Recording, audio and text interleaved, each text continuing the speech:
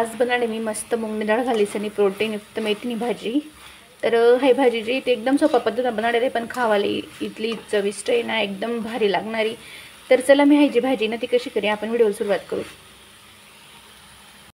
नमस्कार मंडळी, कसा आहे सगळा मजा म्हणा। तर आज बनवणार मी मेथीनी भाजी, ती पण मुंगनी डाळ टाकीसनी।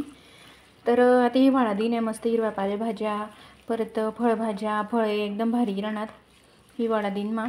तर चला मेथीनी भाजी तर भरपूर प्रकार मा करतस, पण आज मी मुंगनी डाळ टाकीसनी करणं तर तुम्हासोबत मी शेअर करस। आटलेले मणी एक छोटी वाटी मुंगनी डाळ, ती पण भिजाडलेली थोडीशी, आणि लगेचच लेले मणी एवढा मोठा लसूण आणि 2 बारीक मिरच्या हिरव्या। तुम्ही जर तिका आवडस ना तुम्ही मिरची जास्त लिहू शकतास, तर मी लसूण पण थोडा जास्त लिहिले। तर चला आता आपण भाजी करायला सुरुवात करू। तर मी भाजीसाठी ना कढईमध्ये 2 पया तेलही टाकी दिले।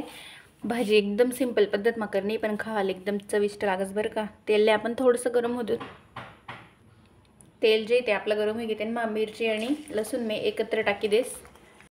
लसूण आणि मिरची ले ना मी थोडीशी कलचाईलेस, कलचावनंतर लगेच टाका मी थोडंसं जिरं, अर्धी चमची जिराल पण मस्त आपण कडकडले होत लसूण ले पण आणि मिरची ले पण आणि जिराल पण। जिरं आणि लसूण आहे ना ते आपलं एकदम भारी कडकड घे तेल मा ते लगेच टाकस मी त्यांना मुंगनी डाळ। पहिले आपली मुंगनी डाळ थोडीशी जाडली नाही आहे, जास्त काही शिजाडली नाही आहे। तर मुंगनी डाळ टाकीस मी मस्त मिक्स करतो आपण तेल मा, थोडीशी पण जाडली ती मी डाळले। तर मुंगनी डाळ पण मस्त मिक्स करायची त्यांना ते आपण लगेच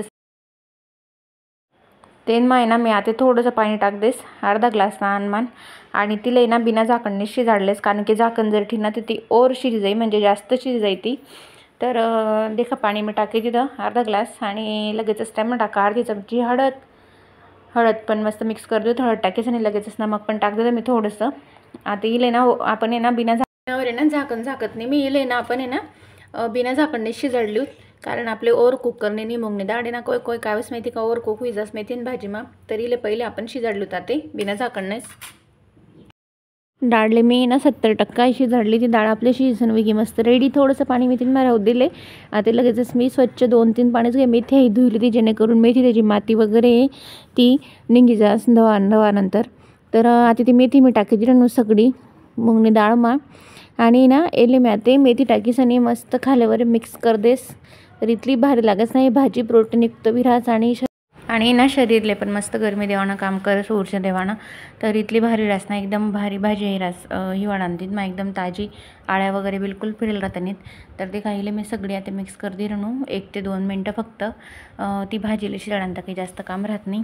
तर मी आता इले मिक्स करीस आणि थोडंसं पाणी नाही टाकी दिन, आणि चवीपुरता नमक पण टाकी देस, कारण मी ना डाळपुरताच नमक काही टाकलं होतं, त्यामुळे मी भाजीमा पण नमक टाक दिलं। आता इले ना 5 ते 10 मिनटं आपण शिजाडलो, फक्त 5 मिनटं धरले, 10 मिनटं पण नाही, 5 मिनटं मा जी भाजी ना ती एकदम भारी होई जाई। तर आता ना मी थोडंसं झाकण हे ठेवतो त्यावर, कारण का बरं जी भाजी आणि जी डाळ आहे ना ती एकसारखं भाजीमा बी, डाळनी चव भाजीमा पण घुसायला पाहिजे आणि भाजीने पण डाळमा घुसायला पाहिजे, त्यामुळे मी आता मस्त झाकण ठेवतेस।